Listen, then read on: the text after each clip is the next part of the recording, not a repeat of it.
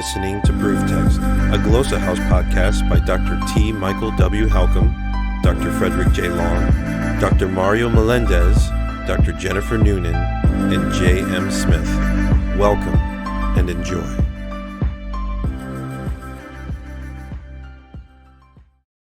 Welcome to the Christ and Classics podcast, where we consider the classics in light of the Christ. I'm Colton Moore. And I'm Devin Wilkins. And this is episode 1. Take 3 or 4. That's right. All right. Well, yeah, Christ and Classics podcast. So this is a new thing that we've decided to do, and hot off the press. Like, reading the classics in life. Right. And we just thought we'd have an introductory episode where we kind of lay out what we're doing, or what we plan to do, or hope to do, and who we are, and why we think this will be a fun little thing to do. Yes. Who are you? Like existentially? No. Just who are you? I am a high school and middle school and high school educator currently, teaching literature, a little bit of Spanish as well, hopefully some Latin in the future. And I am your friend, Devin. Hey, yeah, I'm your friend as well. I am in Oklahoma teaching. I'm not teaching. I wish I was teaching. You know that? I wish I was teaching. I am in Oklahoma working for the family business, but you and I met while in seminary. That's right. We met up north in Minnesota, the Midwest, at Bethlehem College and Seminary. We spent 4 years together in every single class, almost. Where it's always winter, almost never Christmas. I don't know. I thoroughly enjoyed the Minnesota winters. I prefer them. I prefer their winters much more than I do the Texas summers. They're wretched. These summers are. Although their summers are filled with mosquitoes. Ours are too, but their mosquitoes are like birds, small sparrows. Oh yes, the state bird of Minnesota, the mosquito, as they say.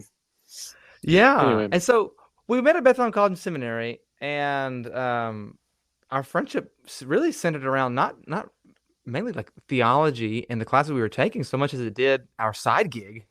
At the time, we were both TAs for the undergrad program, which is a liberal arts program.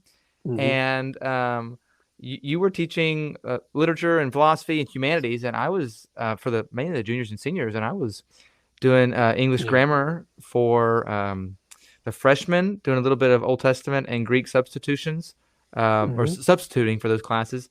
Tag teaming it with our good buddy Keith. Keith, if you're watching or listening, we love you. And I tag teamed with Tom. Ah, yes. Me and Tom and Colton and Keith. That's right. Maybe we'll bring him on someday. Yeah. Guest appearances. Yeah, and so like our friendship, you and Keith as well were the ones who really got my mind and spinning around classical Christian education. Especially being at the liberal arts college there at Bethlehem. And we met through education. That's true. While we were there at Bethlehem, we got a lot of opportunity to teach in the college. While we were in the seminary, we were teaching in the college, which was just a blast.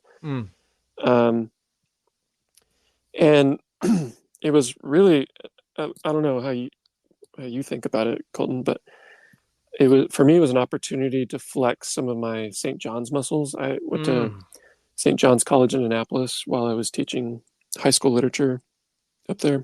And St. John's is famous for, or infamous?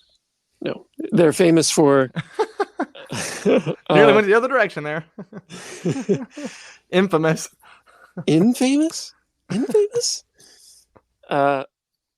Yeah, so they're famous for their approach to education. They have a great books program, and their classes are governed by questions that tutors raise, and it's really unlike anything else that you would see in kind of the standard fare university.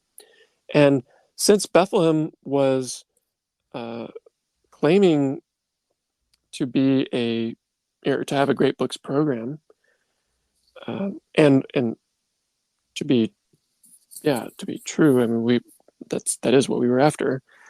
But when I got to write my own courses, or my own course anyway, I taught one as an adjunct. It was a thrill because I got to build out that course just like I wanted. We're governing our class with an opening question, and we're staying immersed in the text. We're always asking about the so what question about the gospel, and I loved it.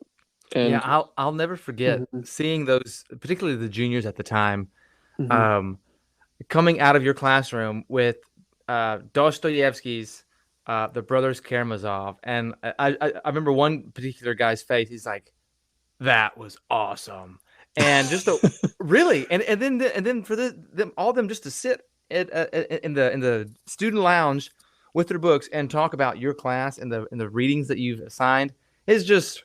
I was like, man, I need to get around Devin more often.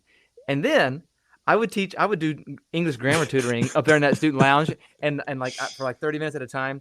And you'd come back to me and say, man, you're such a great grammar teacher.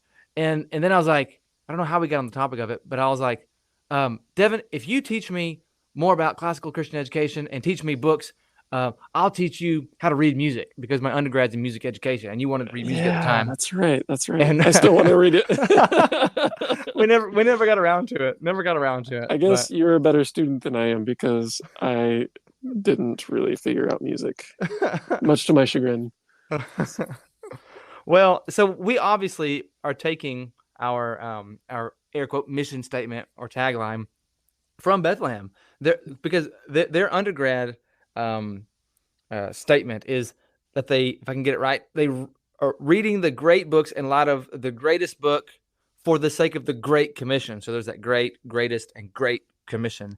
And we're just saying we're reading the great books in light of the greatest book through the lens of the gospel, or we could call it something like reading the classics in light of Christ. Oh, that's good. Yeah, I think that's what you wrote. Let's trademark that. Those are your words. Oh.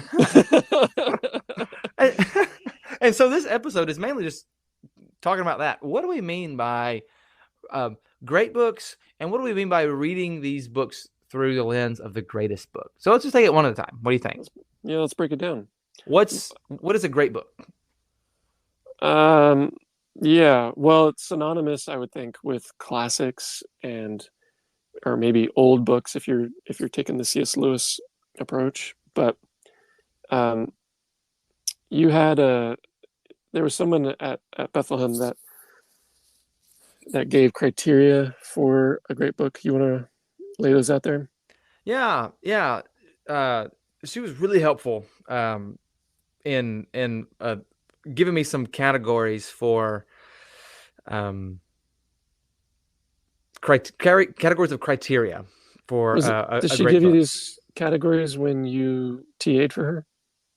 Oh, no, actually they had, like a year ago, they had these online little seminars that were free via Zoom, and one was on literature, and I was like, oh, I'm going to that one. Right. And she led it, and it was phenomenal. I still have notes for it, and the lessons that I took from that I employ in my classroom now. Nice. I thought it was great. And so she said that a great book is great because, one, it raises deep anthropological and moral questions, like what is a human being, what is morality, justice, right, wrong. Secondly, a great book is great in that it's beautiful. It arrests our attention in terms of poetry or rhetoric or poetic description. It has some sort of aesthetic bearing to it that appeals to our oh gosh, I was just talking about this with my 11th graders today. Like, what's the word, Devin? Like, it appeals to this side of what it means to be a human, to love beauty and to marvel and just to sit back and just wonder at something, and not to do anything in particular, but just to sit and to watch quietly, So that'd be the second category, and the third or second criterion. And so the third criterion is that it has had significant influence on later generations. It has been read not only for generations and generations and generations, centuries and millennia, but it has influenced generations across centuries and across millennium. Right. And so in that way, it stood the test of time, and it's a force to be reckoned with if you're not going to include it in some sort of literature curriculum.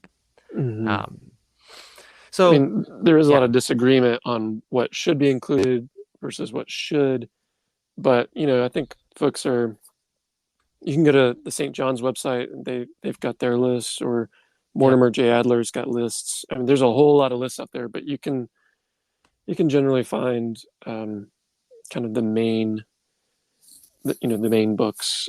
You'll get a sense real quick after doing a Google search.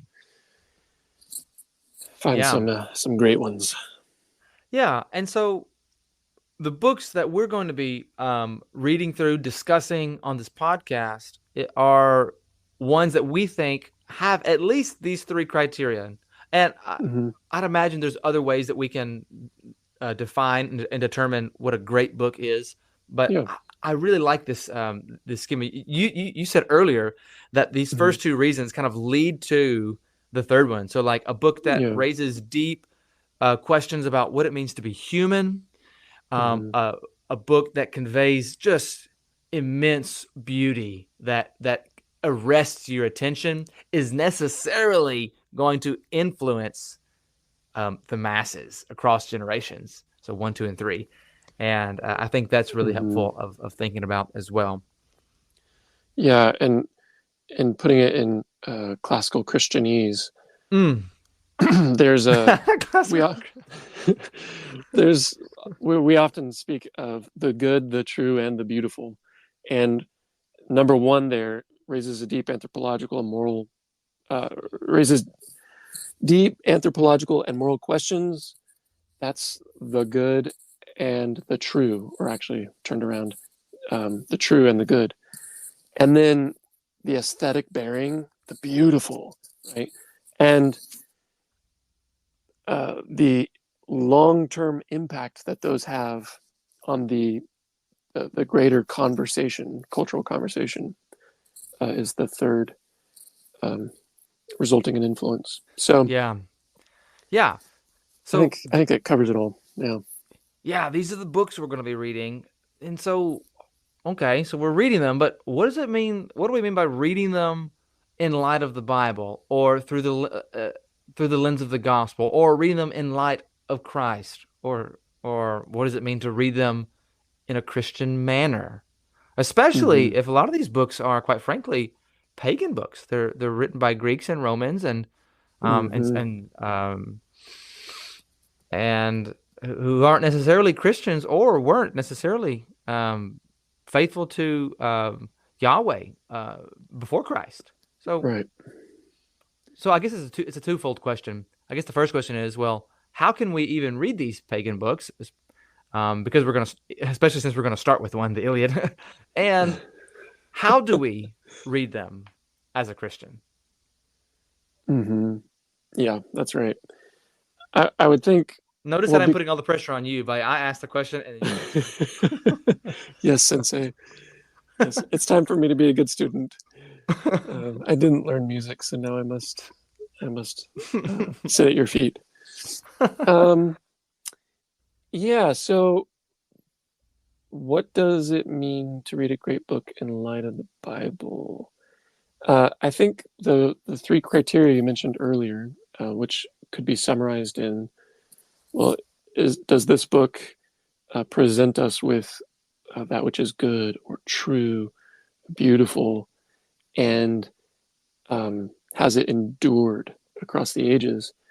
Well, it can only do that. It can only participate in the good, the true, the beautiful by God's common grace, right?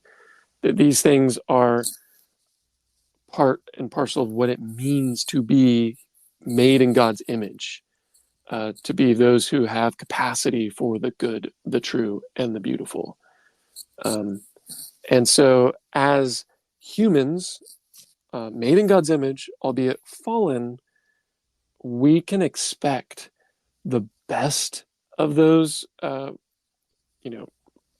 made in God's image, albeit fallen, works of literature. We can expect the best of them to have something worth paying attention to have something, even if in parts, that we can appreciate. Now, thankfully, time has taken care of most of the bad stuff, so we don't have to read the junk of way back then that you still have to put up with today, because time has not done its work on contemporary literature yet. Right. But yeah, just by virtue of being made in God's image, we all, as humans, can say things that are good, true, and beautiful. And I believe Augustine alludes to this. Do you want to talk about that? Oh, it doesn't matter to me. Yeah, he mentions at the tail end of his second book in On Christian Teaching, he mentions he concludes that book with talking about how extra biblical materials necessarily enhance and are crucial to our biblical interpretation, and he goes in a wide variety of places. And when he gets to the philosophy section, he talks about plundering the Egyptians, and he uses the whole idea of Israel taking Egyptian gold and using that after they've been delivered to create the materials for the temple, for the offerings and the sacrifices. And Augustine uses that and makes a comparison. And he says, well, there's real gold in these extra biblical resources that we take and use for our Christian purposes. And because man is made in the image of God and knows the truth about God, as Romans 1 will tell us, we can expect to find truth, gold, maybe disfigured gold or gold fragments here and there in old pagan books. But there is gold there to be plundered. And we want to plunder that gold in the great books. And the great books make it easy. They're great for a reason, because they've got lots of gold there to mine and to dig gold up. in them hills. That's right. And so to that effect, we're going to start with, in the next episode, Homer's Iliad. Which you're teaching right now. I am teaching that right now. I taught it last year to the... Who did I teach it to? Oh, to the 9th graders last year. I'm teaching it again to my 9th graders this year. And then it occurred to me last week that my 11th graders have not, because I'm new to the school that I'm teaching at. It's my second year here. My 11th graders have not yet read the Iliad. Some of them have read the Odyssey, but most of them, or all of them, have never read the Iliad. And I said, well, guys, you're about to graduate. And so we're going to read the Iliad and Odyssey in the spring. So I get to go through this book, these epics, yet again in the spring, and I am stoked. I'm so excited to do that. Yeah. Watch out, 11th graders. Yes. I know it. They're going to be, hopefully I can get them, if we keep this thing going, hopefully I can get them to listen to it, and that can be like homework for them, and they'll give us feedback. And so, yeah, what were we at? That would be awesome. Well, you're talking about plundering the Egyptians. There's gold in them books. Gold in them old books. There's some gold, boy. Colton, question for you. Does it mean that if there's gold in them hills, does it mean that we'll always find like a Christ figure? Should we expect? Uh, yeah, should it be that clear every time, or what are we looking for Yeah, here? I I like that question because it relates to how we read the Old Testament too. We dealt with this a lot whenever we were in our preaching class in seminary, Devin. If you remember, there was often a question like, "We're preaching the Old Testament.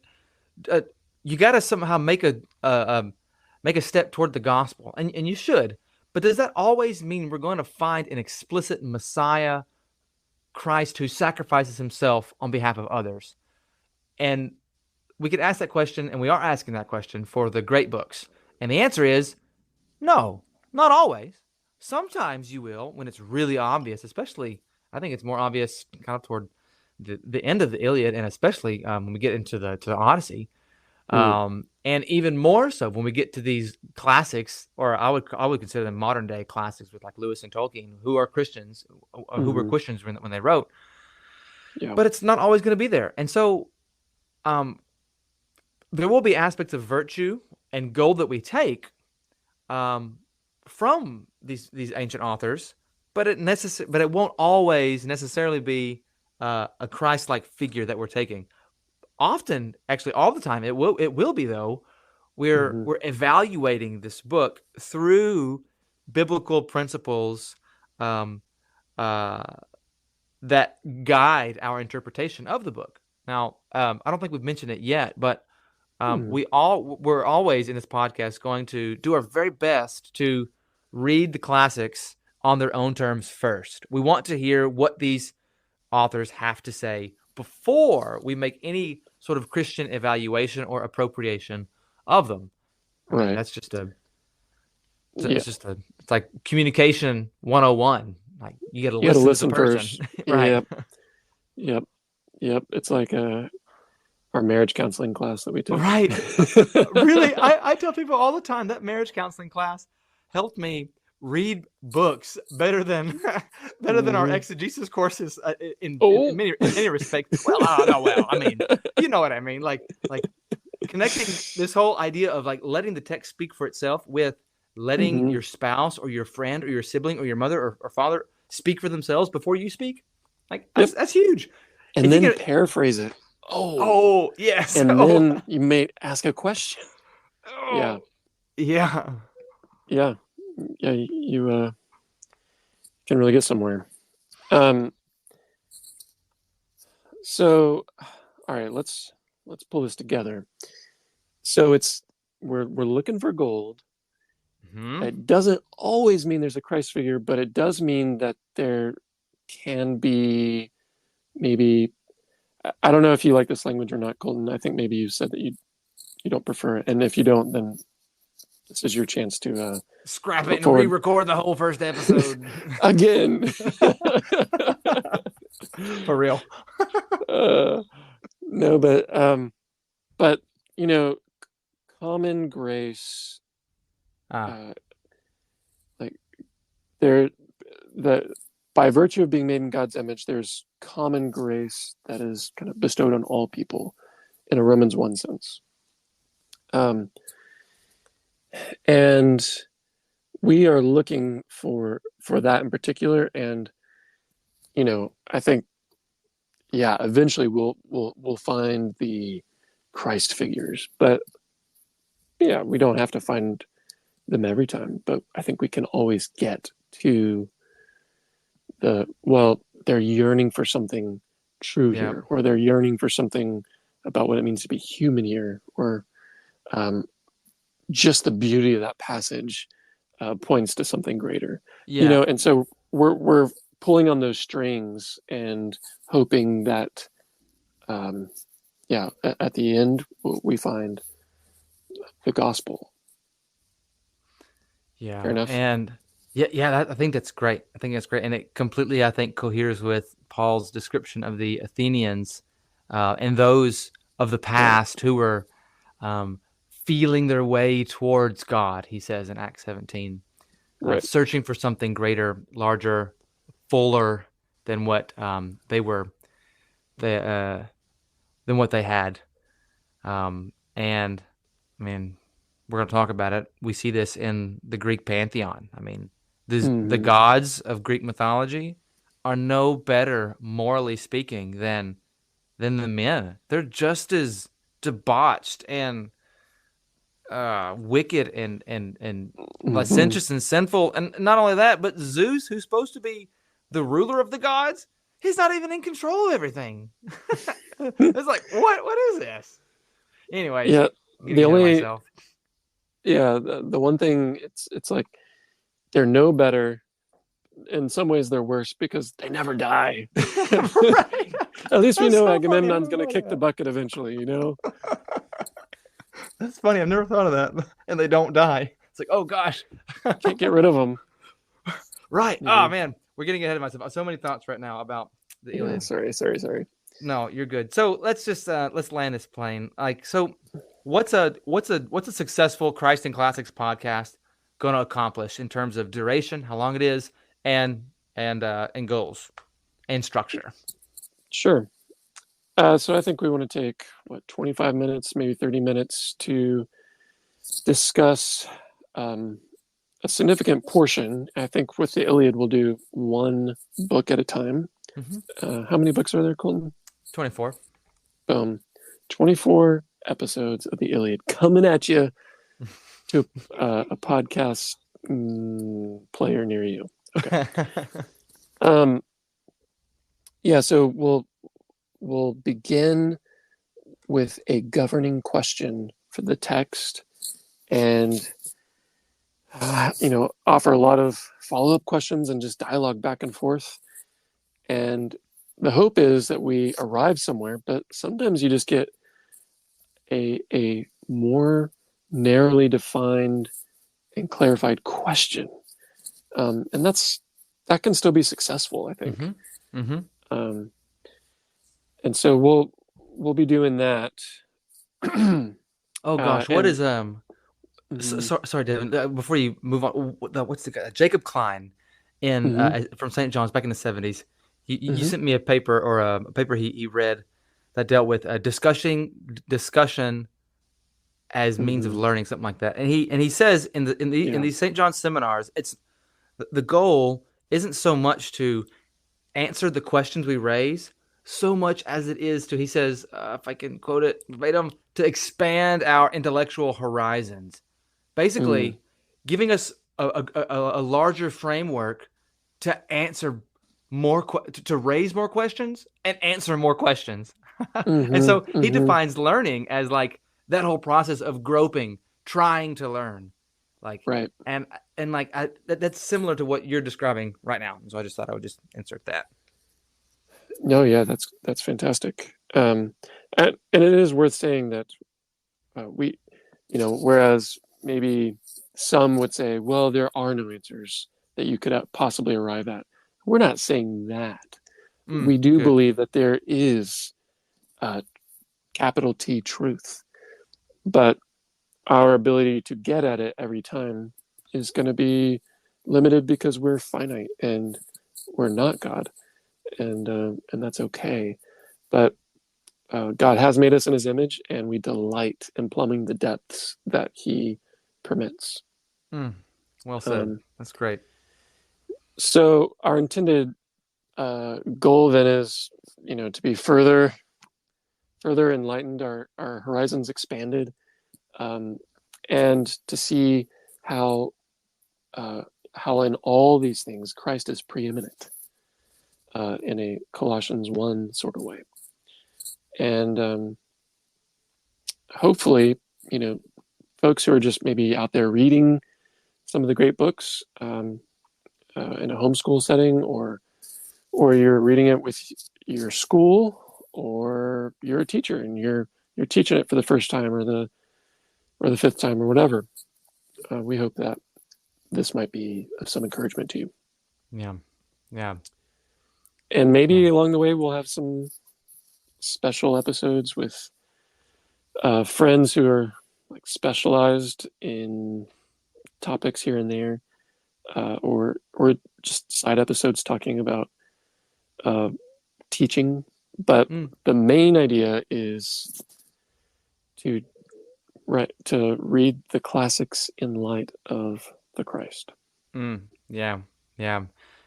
Christ. I think our a song that we really enjoy, or a hymn that we really enjoy, is "Be Thou My Vision," and so that Christ would be literally our vision, as we look at these books. We would look at them through the lens of Christ. He would be our vision in that regard.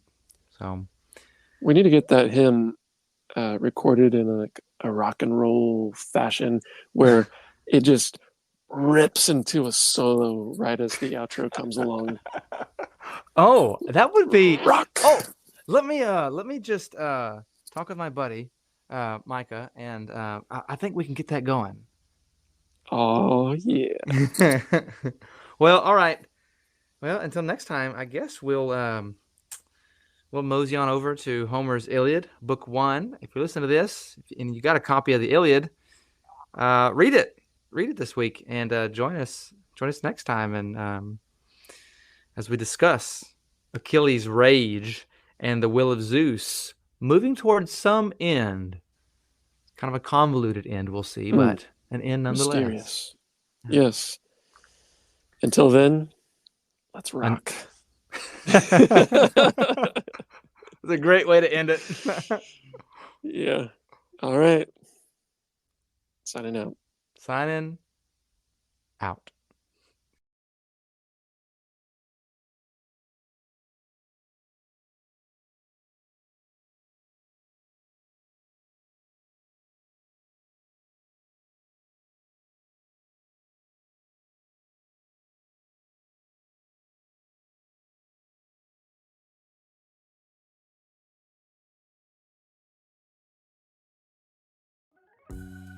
Thou my best thought, by day or by night,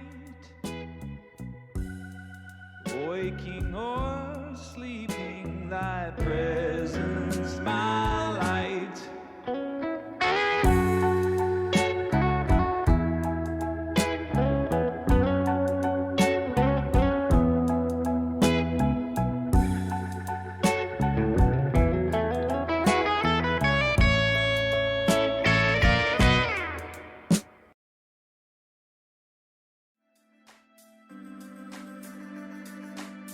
Interested in growing your ancient language skills but not sure where to start?